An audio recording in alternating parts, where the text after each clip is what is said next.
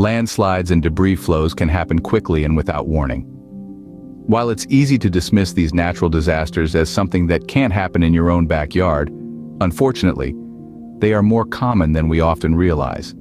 It's a natural phenomenon that is both awe-inspiring and devastatingly destructive, capable of wiping out entire communities in their path. So it's important to be prepared, to understand your surroundings, and to know how to act when faced with such an emergency. Let us delve a little deeper into this. First off, to know the risk in your area. This is the very first step in your preparedness plan. If you live in hilly or mountainous regions, your risk is inherently higher than someone living in flatter terrain. Local weather patterns, the type of soil and vegetation, and even the region's history of landslides can all contribute to your risk level. Understanding these factors can greatly aid you in your preparation. The next step in your preparedness plan is observation. Keep an eye out for any signs like unusual sounds, such as trees cracking or boulders knocking together. These are often the first of an imminent landslide. Similarly, small landslides, flows of mud, or unusual movement of water in creeks or rivers could also indicate a larger landslide is looming. Movement of soil, especially on slopes and hills, could be another warning sign. Paying attention to these subtle shifts in the environment can provide you the crucial head start needed to escape a landslide. The severity of landslides means that if you're in a high-risk zone, having an evacuation plan is not just a good idea, it's essential. This plan should include a safe evacuation route, a designated meeting point, and essential supplies such as water, food, and medical supplies. Plans should be well communicated and practiced with your family members, ensuring everyone knows what to do when the time comes.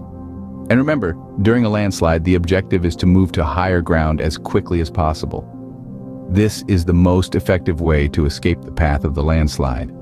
It may seem instinctive to run away, but moving uphill is the safest course of action. Climbing to higher terrain can distance you from the flow of debris and keep you out of the direct path of the landslide.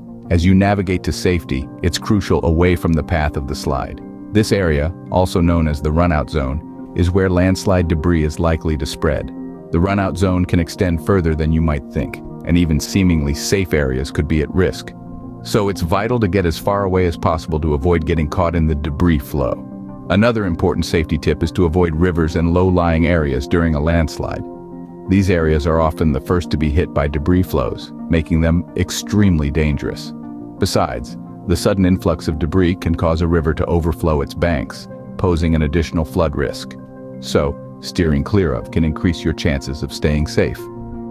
In conclusion, preparing for a landslide involves understanding your risk, observing your surroundings, creating an evacuation plan, moving to higher ground, avoiding the landslide's path, and steering clear of rivers and low-lying areas.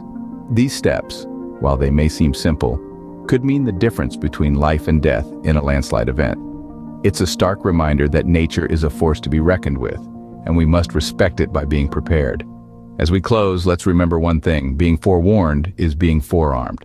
Knowledge is our first line of defense against these powerful natural disasters. And in the end, your safety is the most important thing. Be safe, y'all.